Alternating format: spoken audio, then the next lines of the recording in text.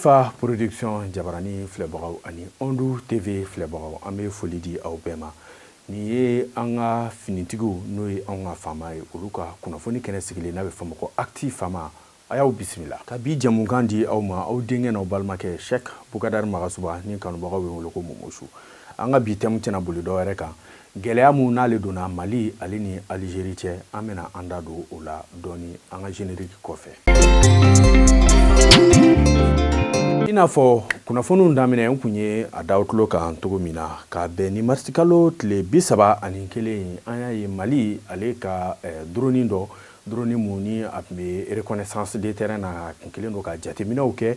i b'a ye drone ni a bɛ wele ko drone Bayraktar Akensi ale jiginna Algérie finitigilakaw fɛ baara kun fɔlɔ la Algériens u ye kunnafoni di kɛ n'o ye u ka finitigiw ka lafasali tɔn ye a y'a yira k'a fɔ ko drone nin donna olu ka dugu kɔnɔ n'o ye u ka territoire kan ni kilomɛtiri 2 ye o de kɔfɛ an n'a ye ba Maliba faso Maliba anw ka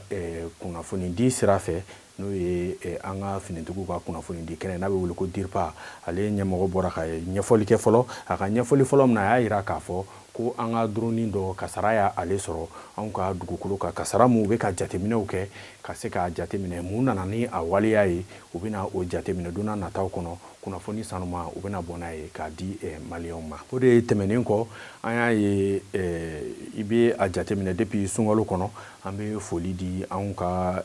fɛn min ye service de renseignement an b'u fo kosɛbɛ n'o ye Modibo Kone ale ni a ka cɛdenw ye ka sababuya kɛ u ka jateminɛ u ka lakɔlɔsiliw an'u ka patience la ka jateminɛw kɛ ka se ka jamana kɔnɔdenw k'olu lafiya sanga ni wagati an b'u fo o baaraw kɔnɔ depuis sunkalo kɔnɔ jateminɛ yera k'a fɔ fɛn min ye terroriste ɲɛmaaba 3 ɲɔgɔn na olu kun kan ka lajɛ kɛ lajɛ min n'a kan ka kɛ anw ka Tezawa tɛn kɔnɔ olu la i b'a ye fɛn min ye Yada Agali fo ka se Alkabas ma ani fɛn min ye Abu Yeya olu kun bɛ ka nin ko ninnu labɛnw kɛ ni maa ninnu de kun kan ka bɔ ka bɛn marisi kalo tile 31 ma ka na groupe tɔw sɔrɔ Tezawa tɛn kɔnɔ nka jateminɛw y'a yira k'a fɔ u kun escortelen don ni Algérie olu ka convoi militaire ye ɲɛfɛ ani kɔfɛ o de hukumu kɔnɔ an ka drone ni a ye jateminɛw kɛ jateminɛ min kɔnɔna na a kun kan ka don ka frappe kɛ wagati min yɛrɛ la Algérie olu y'a bon a bonnen kɔfɛ n y'a fɔ u kun ye kunnafoni di kɛ k'a yira k'a fɔ k'a donn'u ka territoire kan nka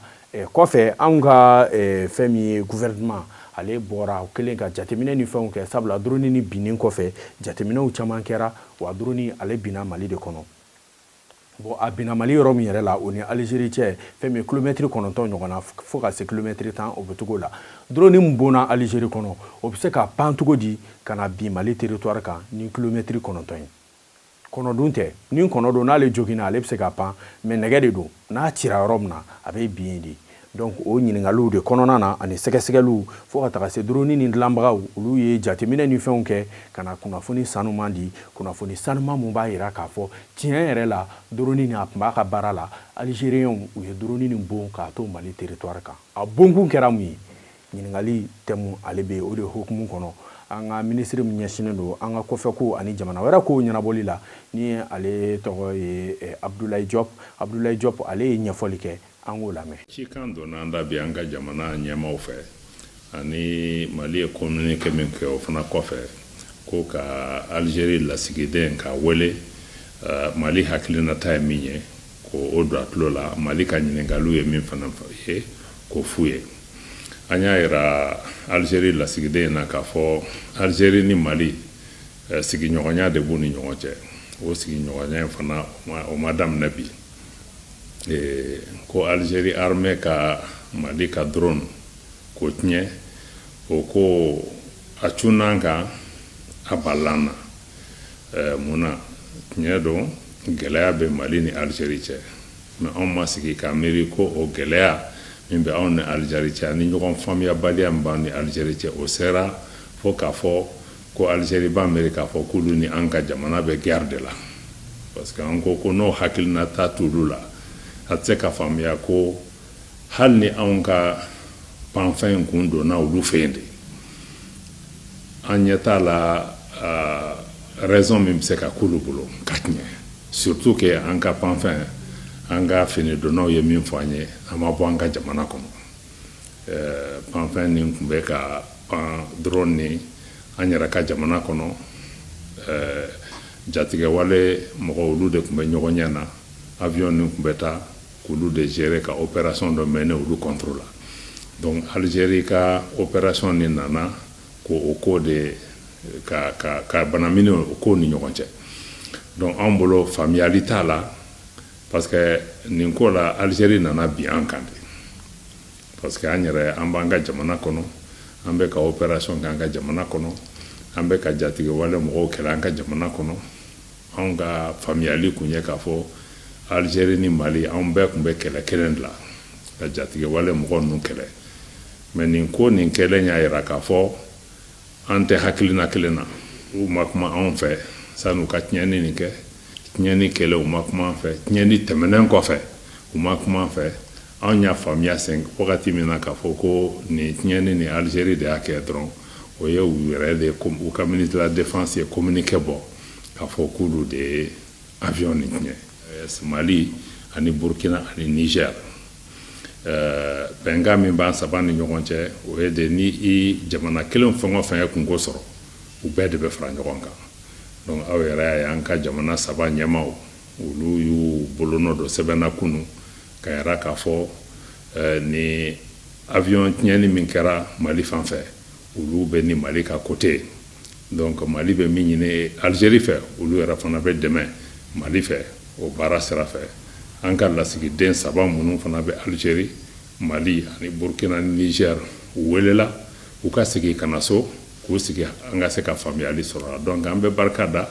o jamana saba mɔgɔ ninnu ye et puis an ka jamanadenw saba Burkinabé ani Malien ani Niger an bɛɛ de bɛ ɲɔgɔn bolo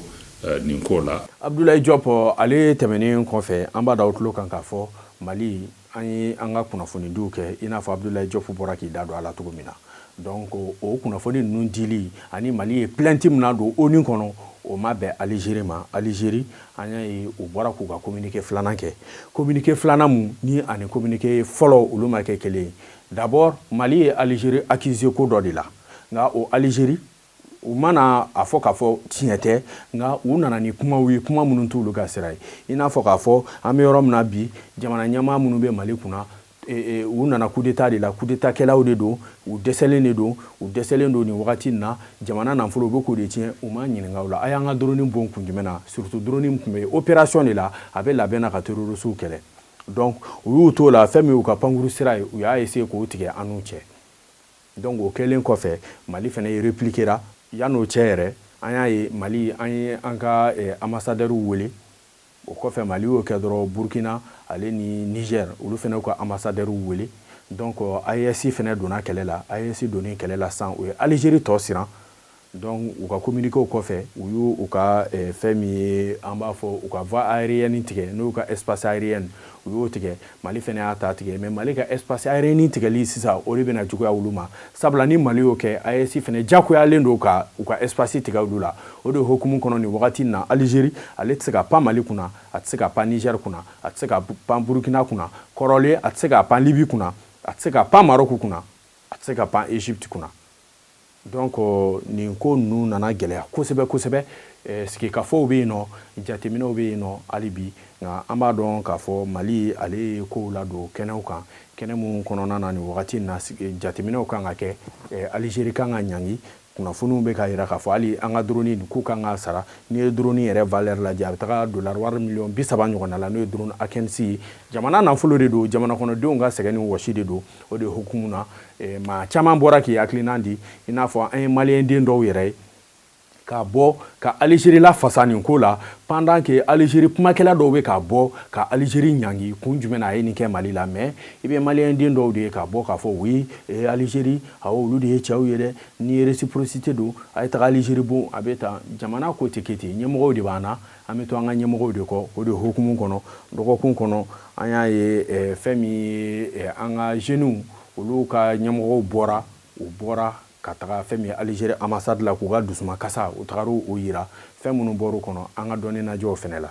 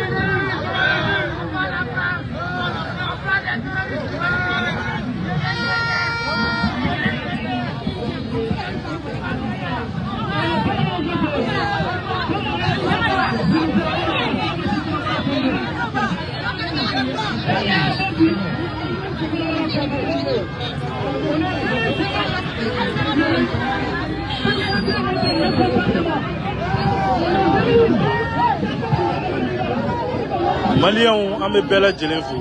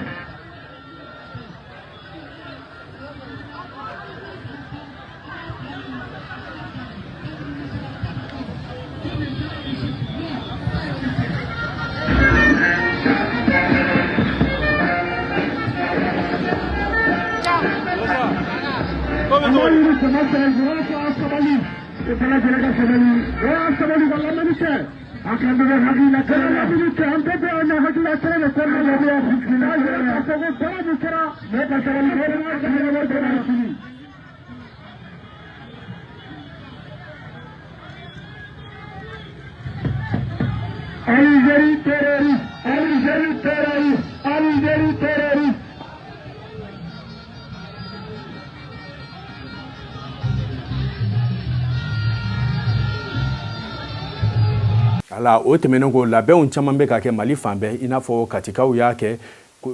n'o o ye Kulukoro région ye olu kɔfɛ a kɛra Segu a kɛra yɔrɔ caman na k'a yira k'a fɔ Algérie a ye nin mun kɛ a tɛ bɛn an ma bi a tɛ bɛn an ma sini wa maliyɛnw an ka jamana ɲɛmaaw an b'u kɔ an ka politique tɔnw caman olu fɛnɛ bɔra k'u ka dusumakasiw yira u bɔra k'u ka communiquéw kɛ k'a yira hali bi u ni jamana ɲɛmaaw bɛ ɲɔgɔn fɛ an b'a fɔ o de don jamana ni ale ye dekun sɔrɔ a bɛ jamana kɔnɔden bɛɛ de concerné nin tɛ Asimi ko ye nin ye Maliko de ye o de b'a to an bɛɛ bɛ jɛ k'an fanga fara ɲɔgɔn kan ka se ka nin ko ninnu jateminɛ nka nin wagati na an bɛ yɔrɔ min na an b'a da aw tulo kan k'a fɔ la balle est à terre o tɛ dɔwɛrɛ bolo dalen don dusuw kan ɲɛɲininiw bɛ ka kɛ jateminɛw bɛ ka kɛ ni kunnafoni minnu bɔra olu kɔnɔ don n'a nataw kɔnɔ a bɛ n'olu sɔrɔ an ka jɛmukan wɛrɛw la ni Ala sɔnna ma aw k'an bɛn wagati wɛrɛ shukran vive les femmes vive le Mali